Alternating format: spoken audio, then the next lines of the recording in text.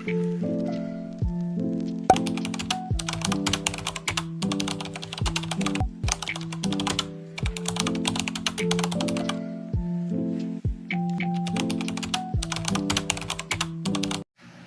everyone, so today we're gonna tie our hair to a bun. So this is the proper way how to tie your hair into a bun, especially if you're a healthcare student or a nursing student. First, comb your hair and make sure to take all single strand of your hair.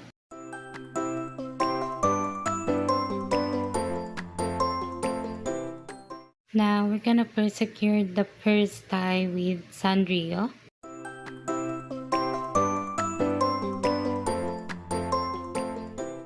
Now this is the actual part where the bun will turn. Now just twist your hair and form it into a bun.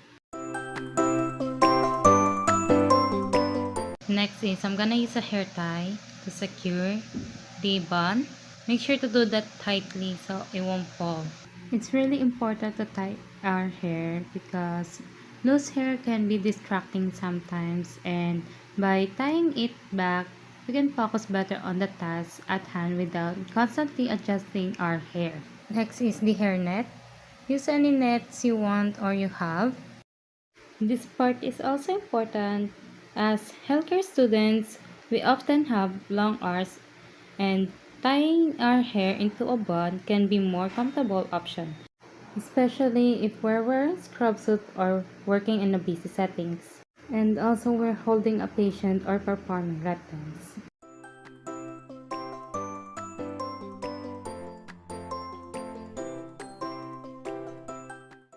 And now, use gel or slick stick. But for me, I really prefer to use gel for my hair. Make sure you don't have bangs or baby hairs shown if you're tying your hair.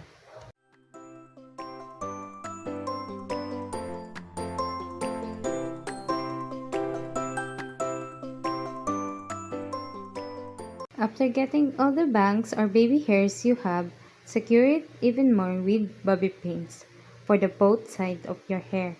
This will be the final look of your hair. Your hair should always be tied up and clean. And now for the accessories, girls only allowed to use white pearl earrings. We're not allowed to use any type of earrings, just pearl white. We're also not allowed to wear a necklace. And for the watch, we're also required to wear manual watch. We're not allowed to use Apple Watch or any automatic watch. Long nails or nail arts are not allowed.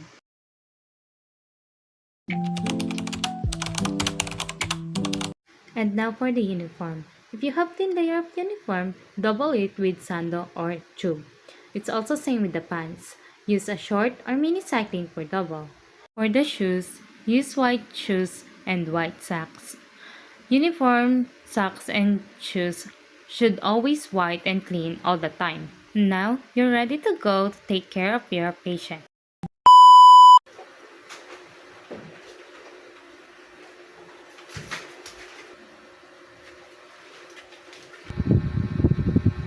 Ayaw niya mag-focus. Ayaw ka na mag-video.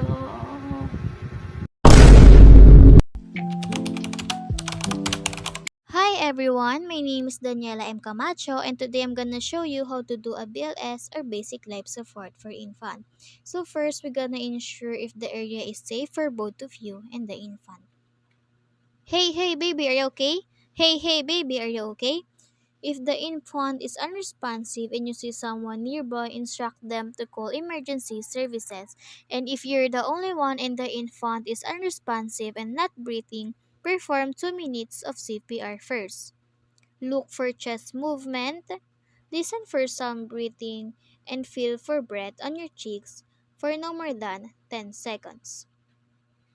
1, 2, 3, 4, 5, 6, 7, 8, 9, 10. Check the pulse by placing 2 fingers on the brachial artery.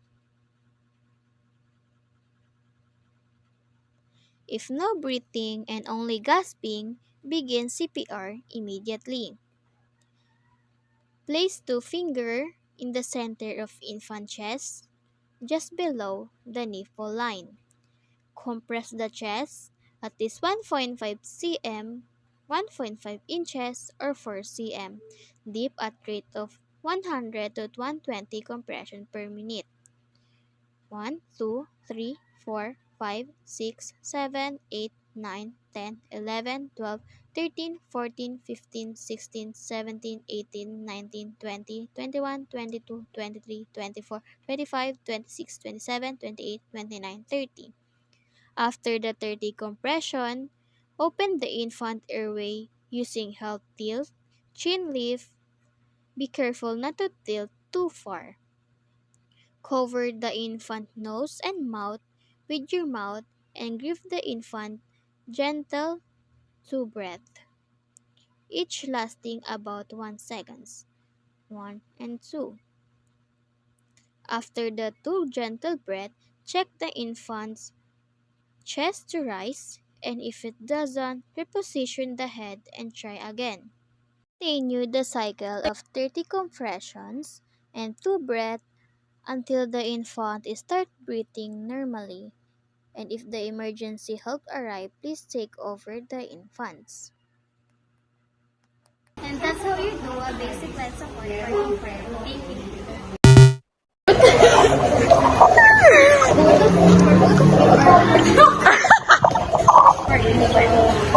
Thank you. Thank you.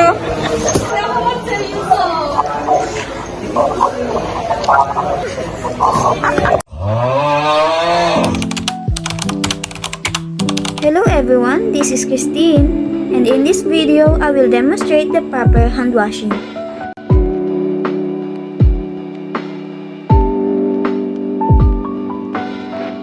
The first step is to remove all accessories from your hands. After that, turn on the faucet and wet your hands. Apply soap and rub your palms together, then scrub the back of each hand. Next, interlace your fingers by crossing them while keeping your palms together. Then interlock your fingers by placing them between each other and scrub again. After that, rub both thumbs, then rub your fingertips against your palms. Finally, rub both wrists. Continue this process for at least 20 seconds or 2 cycles of the Happy Birthday song. Once done, rinse your hands thoroughly with water.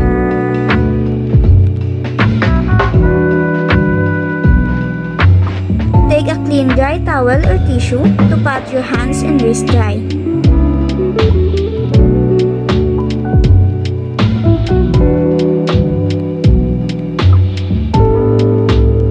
Then use another clean towel or tissue to turn off the faucet. And that's it. We're done.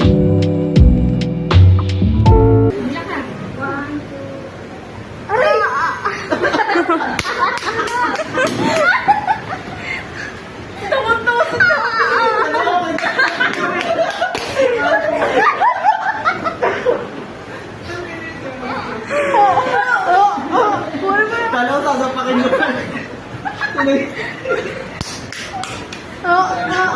Parang inisip. Okay lang. Pauwiin nyo na to. Sila na nailig na kasi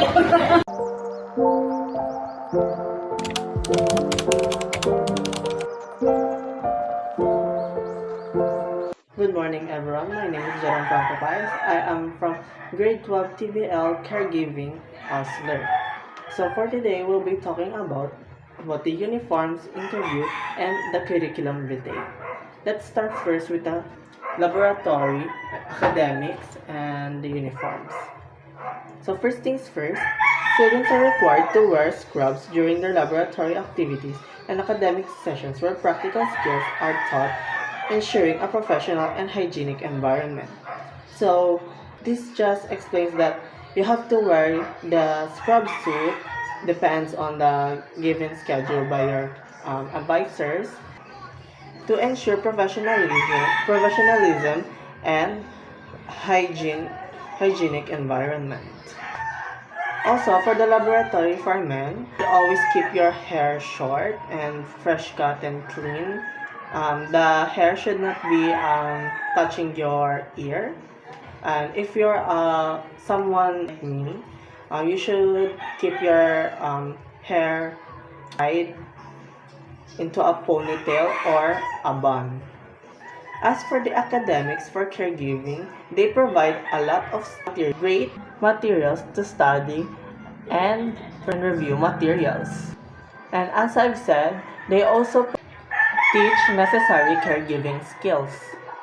And as for the look for male caregivers, this is how it should look.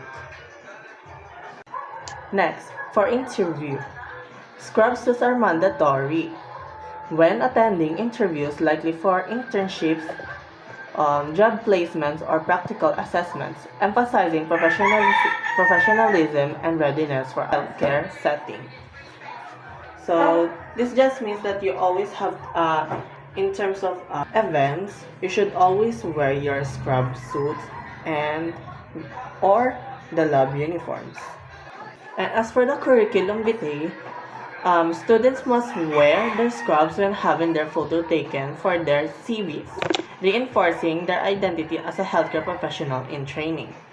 This just means that every document that you will pass that includes a photo, you have to wear your scrub suits, including your resumes. And for curriculum vitae, this also includes your work experiences as a student in Nagra High School and other infos about yourself. Kuha po sa balita si Kadungo ngayon lang gumagawa ng assignment.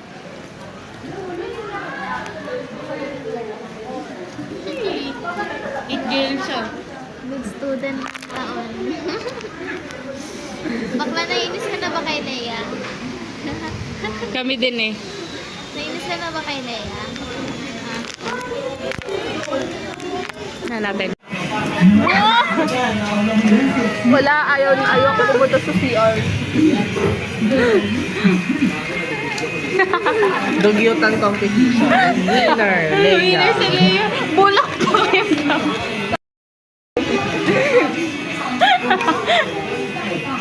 Mga basher, ako si Tony Powder.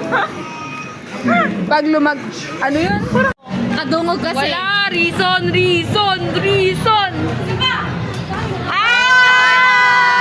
Disqualified! Gagawin ko na kasi. Mama! Kalati ka, Papa. Pabili po. Leia. I'm so sorry for Kadungog. Ay, Camacho. I broke his... Ay, her pala, bubo. Ulit. Hi guys! Day 1 ng aming pagsasummer. Baga day 3 na. Paano kikita? Paano magsalita? Good morning, ma'am. Ako nga po pala ang inyong caregiver. Kunan ko po yun ng... Yung tagalin ko yun. Tagalin ko.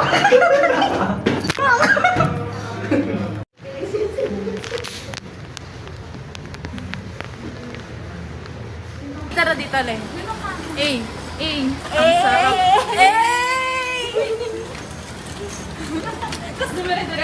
Ito po yung mga patient ko sa mental hospital. Ay, punta ko na kayo. Diretso po baba. Aura.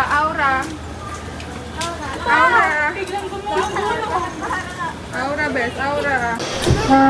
Mananapak yan mamaya.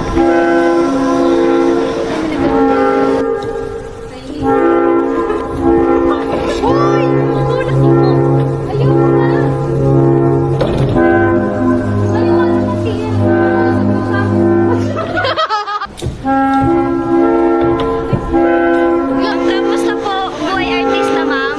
Kamusta buhay artista? So far, not so good. Buhay kapuso.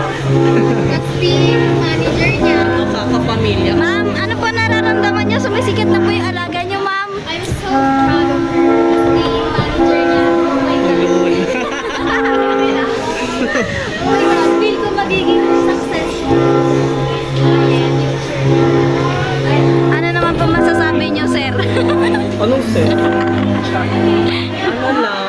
avocado, pero sana Face off nyo yan. Sana Face off, magbago face lang. off, face off nyo yan. taste ko. Hi, a day in the life as a caregiver student. Mapapatusing lahat para sa grades. Kanya, sana ibahin naman nyo naman yung itsura ko. Di naman halatang ayaw ko, di ba?